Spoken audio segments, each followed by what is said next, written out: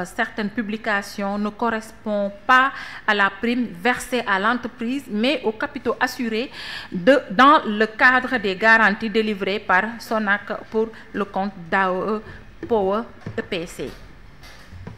Donc, le ministre bi indi na ay explications contrairement aux affirmations parues dans la presse.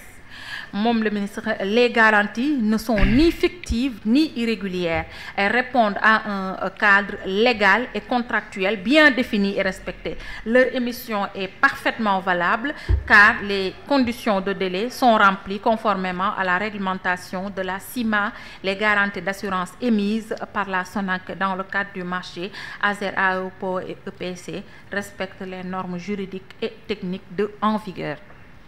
Donc tout ça pour en fait nous éclairer sur quoi? Parce que moi j'ai pas compris au fait li nga xamanteni mom moy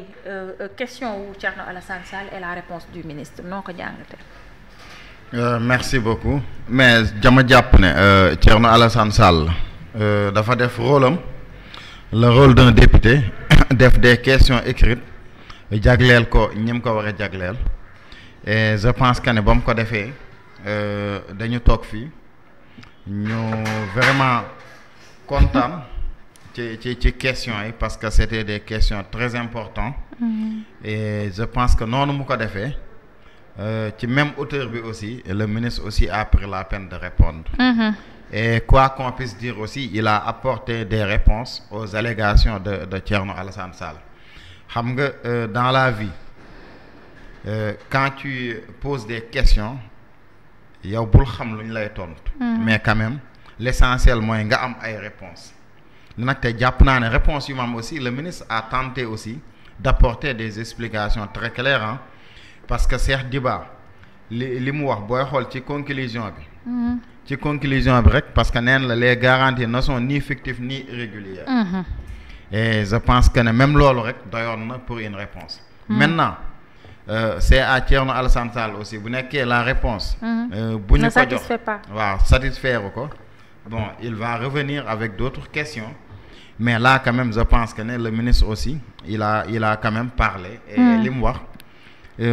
dañu koy jox bonne foi jusqu'à preuve du contraire parce que wax na mu ne dafa am ben cadre légal et contractuel bien défini et respecté té boy xol Thierno Alassane Sall ci cadre contrat yoy non la doon expliquer ci affaire émission yeeg yoy les délais de rigueur tout ça mais le ministre aussi a apporté des réponses sur ça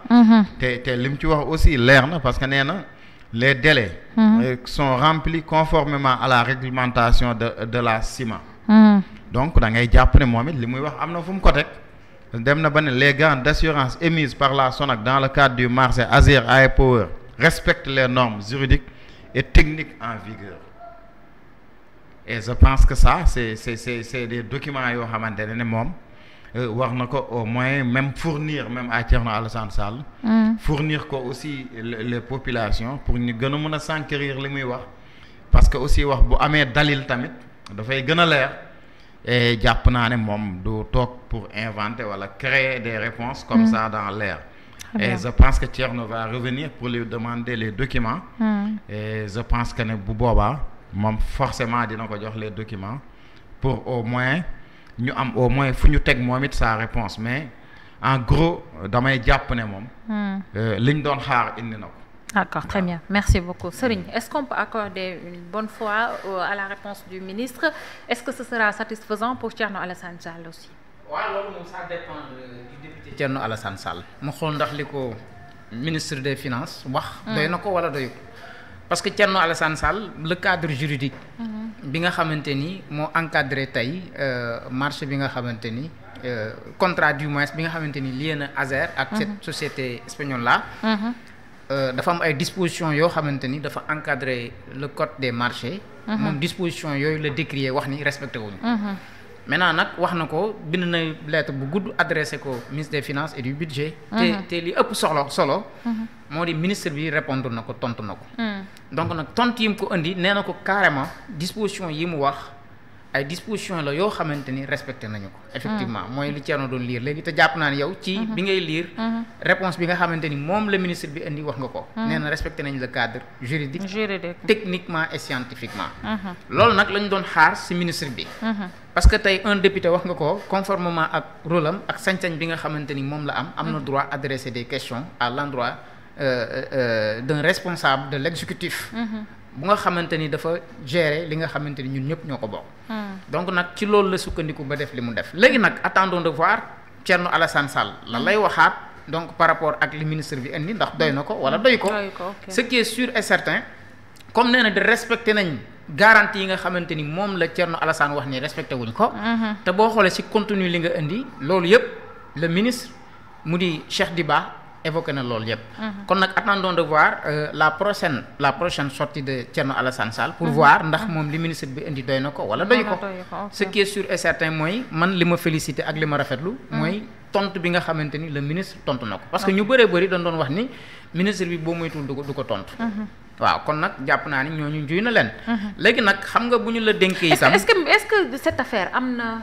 na kii comme ñoom langage bi ñuy utiliser temps yi am na fàng daanga maanaam leer na am na transparence parce que ñoom affaire Azer Power parce que ñoom li nga xamante ni moom la ñu gën a jaay mooy lépp lu ñuy def day am transparence waaw mais ba tey mbir bi dafa xaw a lëndëm ci xelu sénégalais yu bari si lan moo leen war a mën a jotale ak fan la mbir est-ce que Serigne yow jàpp nga ni nu mu tudd gestion bi nga xam ne ñu ngi koy gérer cette affaire am na transparence Azer ak Power waaw xam nga Azer problème bi ba mu njëkkee tàmbali man dama ci wax ni y a un problème bu am diggante véritablement société espagnole boobu ak ñi nga xamante ni mooy la société sénégalaise bi nga xamante ni Seydou Kane moom moo ko jiite. problème bi yëpp foofu la tàmbale ñu wax ni espagnol yi dañu xëy résilier le contrat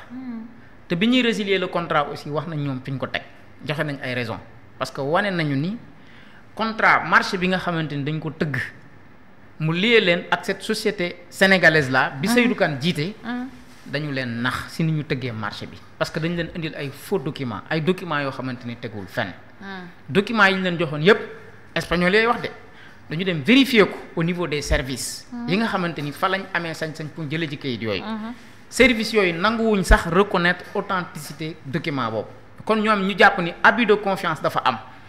maanaam ñii li ñu waroon respecté wuñ ko looloo tax nee nañu ñu résilier li nga xam ni ko mooy le contrat maintenant nag deuxième élément bi ci am ñooñu itam les sénégalais